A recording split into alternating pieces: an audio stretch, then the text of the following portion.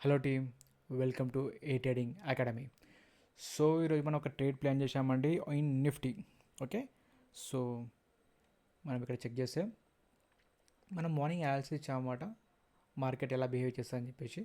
Okay, మనం ఒక 2 resistance and 2 support areas మనం డ్రా చేసుకున్నాము. Okay, behaving of previous history market. Okay, మనకి ప్రీవియస్లో ఎలా మార్కెట్ బిహేవ్ చేసిందో దాన్ని బట్టి మనం ఒక support area and resistance area draw చేసుకున్నాం. ఫైన్. సో మార్నింగ్ మనకి ఒక గ్యాప్ ఓపెన్ అయింది, ఆల్మోస్ట్ 150 పాయింట్స్ గ్యాప్ ఓపెన్ అయింది. గ్యాప్ ఓపెన్ అయిన తర్వాత మనకి ఒక ఒక 15 మినిట్స్ వరకు మనకి కన్సోలిడేషన్లో ఉంది మార్కెట్. ఓకే, అండ్ సెల్లింగ్ మనకి అంత స్ట్రాంగ్ కనిపించలేదు. మార్నింగ్ మనకి రివర్సల్ కనిపిస్తుంది, ఒక స్ట్రాంగ్ బయింగ్ కనిపిస్తుంది. సో స్ట్రాంగ్ బయింగ్ కనిపించినప్పుడు నాకు కన్ఫర్మేషన్ క్యాండిల్ కోసం వెయిట్ చేసిన. ఓకేనా, సో మనకేంటి ఈ ఏరియాకి వచ్చిన తర్వాత 10 o'clockకి మనకి క్యాండిల్ కన్ఫర్మేషన్ కనిపించింది నాకు. ఓకే, క్యాండిల్ కన్ఫర్మేషన్ వచ్చింది. సో ఇది మనకి ఫస్ట్ క్యాండిల్ అంటే ఫస్ట్ కన్ఫర్మేషన్ అనుకోండి. ఓకే, ఇదో క్యాండిల్ కన్ఫర్మేషన్ కనిపించిన తర్వాత రివర్సల్ కనిపించాలి కదా, మనకు మినిమం కరెక్షన్ అయితే కావాలి కదా, ఎందుకంటే మనం ఇక్కడ ట్రేడ్ తీసుకుంటే మనకి అసలు స్ట్రాంగ్ అయిపోతుంది.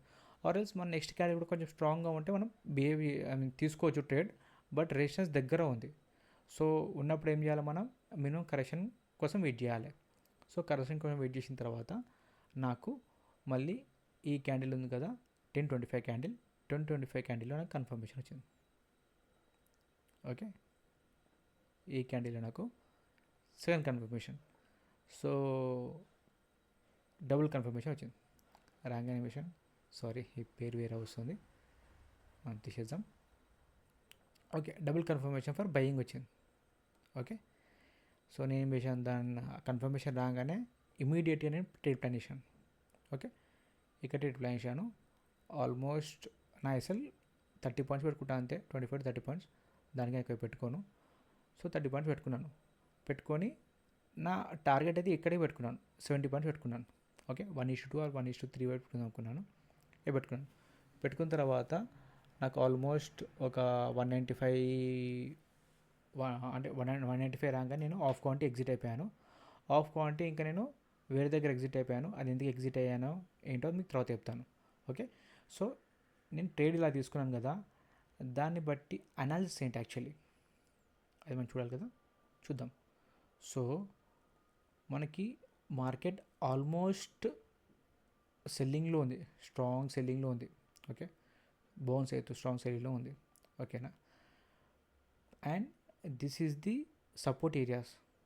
ఈ సపోర్ట్ ఏరియా దగ్గర మనకి ప్రీవియస్ డే చెక్ చేస్తుంటే మనకి 19th ఏమో మనకి కన్సల్ట్ అయిపోయింది. దాని నెక్స్ట్ డే వచ్చి సెల్లింగ్ వచ్చిన నెక్స్ట్ డే వచ్చేసి మనకి బౌన్స్ అయింది మార్కెట్. అంటే మనకి గ్యాప్ ఓపెన్ అయింది. గ్యాప్ ఓపెన్ అయితే మ్యాక్సిమం ఏమనుకుంటాం, మనము గ్యాప్ ఫిల్ చేస్తాం అనుకుంటాం, బట్ గ్యాప్ ఫిల్ చేయట్లేదు. గ్యాప్ ఫిల్ చేయకుండా ఏమైంది, మనకి క్యాండిల్ కన్ఫర్మేషన్ బయింగ్ ఇచ్చింది అండ్ మనకి రేషన్స్ కూడా పైన ఉంది. కాబట్టి మనం ఏం చేసినాం, ఈ ఏరియాలో అంటే ఒక 60 పాయింట్స్ 70 పాయింట్స్ మనకి 70-80 పాయింట్స్ మనకి ప్రాఫిట్ కనిపిస్తే కొంచెం చిన్న ట్రేడ్ ప్లాన్ చేసినాం. ఓకేనా, సపోర్ట్ ఏరియా లేకున్నా కూడా మనం క్యాండిల్ కన్ఫర్మేషన్ మీద ట్రేడ్ ప్లాన్ చేసినాం. Okay, so this is the behaving. And మనం ఇంకా గమనిస్తే మన రెసిస్టెన్స్ ఏరియా ఏడికి వచ్చిందో ఈ ఏరియా నుంచి మనకి బ్రేక్ అయితే నెక్స్ట్ రెసిస్టెన్స్ ఏరియా దాకా వెళ్తుంది, ఆర్ ఎల్స్ రివర్స్ అవుతుంది అనుకున్నాం. సో ఇక్కడి నుంచి రివర్స్ అయిన తర్వాత నేను మార్నింగ్ మన గ్రూప్లో మీకు మెసేజ్ పెట్టాను, సపోజ్ రెసిస్టెన్స్ సపోర్ట్ ఏరియా దగ్గర బ్రేక్అవుట్ ఇచ్చి ఆర్ ఎల్స్ రివర్స్ అయ్యి మనకు క్యాండిల్ కన్ఫర్మేషన్ వస్తే దాని మీద ట్రేడ్ ప్లాన్ చేయని చెప్పాను. సడన్గా తీసుకోవద్దు. సో ఇది బిగ్ బార్ క్యాండిల్ కాండి. ఓకే, ఇది బిగ్ బార్ క్యాండిల్ కాబట్టి కన్ఫర్మేషన్ వచ్చింది మనకి సెల్లింగ్ తీసుకోవచ్చు అని చెప్పేసి. సో ది నెక్స్ట్ క్యాండిల్ ఇక్కడ రాగానే ఇక్కడ మనం సెల్లింగ్ ప్లాన్ చేయొచ్చు. ఓకేనా, బిగ్ బార్ క్యాండిల్ మనం సెల్లింగ్ తీసుకోవచ్చు ఈజీగా.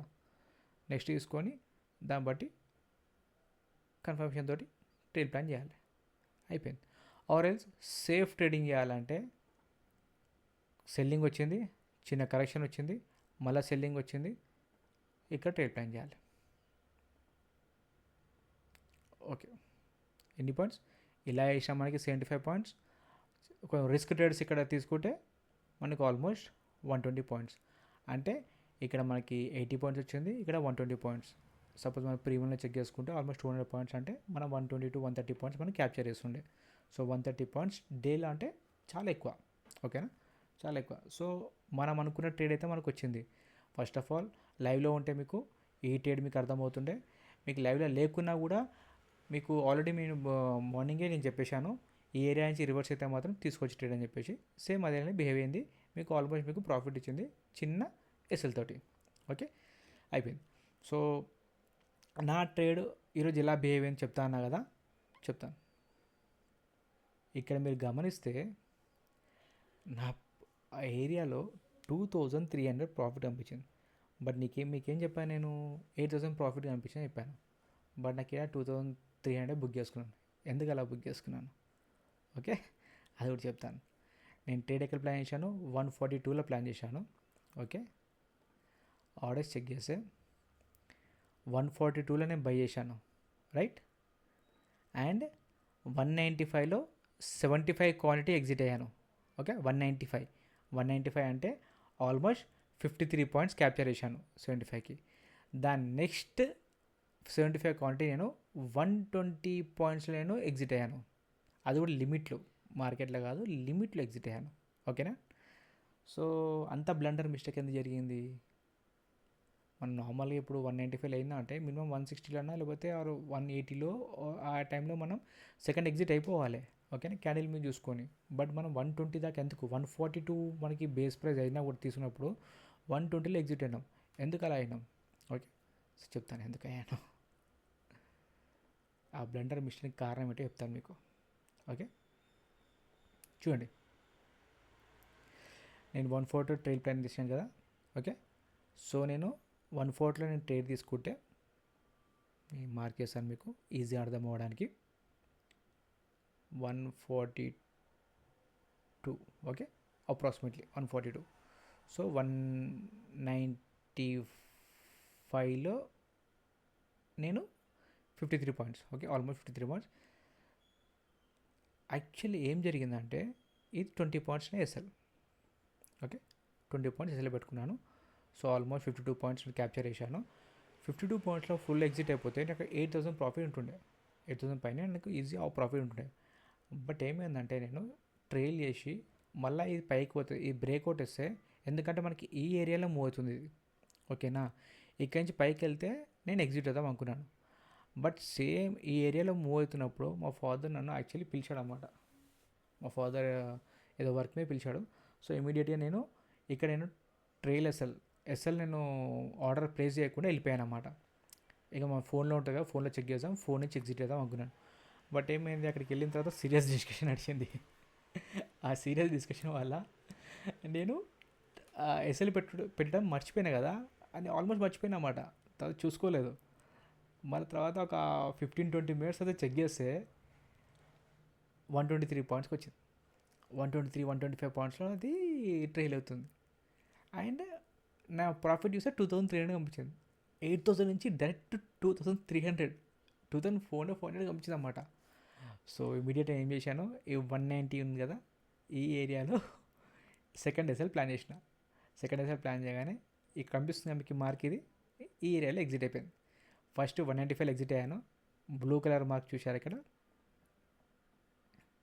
ఈ బ్లూ కలర్ మార్క్ నేను బై చేశాను. రెడ్ కలర్ మార్క్లో నేను ఆఫ్ కౌంట్ ఎగ్జిట్ అయిపోయాను. ఈ రెడ్ కలర్ మార్క్లో ఆఫ్ కౌంట్ ఎగ్జిట్ అయిపోయాను. సో ఆల్మోస్ట్ నేను 2 టైమ్స్ ఎగ్జిట్ అయ్యాను. 75, 75, 150 క్వాంటిటీని తీసుకుంటే 75 టూ టైమ్స్ ఎగ్జిట్ అయ్యాను.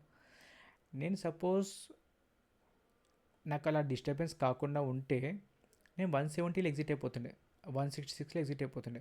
సో 8000 ప్రాఫిట్ కాస్త నాది 6500 ఆర్ 6000 ప్లస్ ప్రాఫిట్లో ఉంటుండే. మినిమమ్ ప్రాఫిట్ అయితే ఉంటుండే నేను, ఎందుకంటే 30 పాయింట్స్ మినిమం 44,500 అనుకుంటాం రెగ్యులర్గా మనం.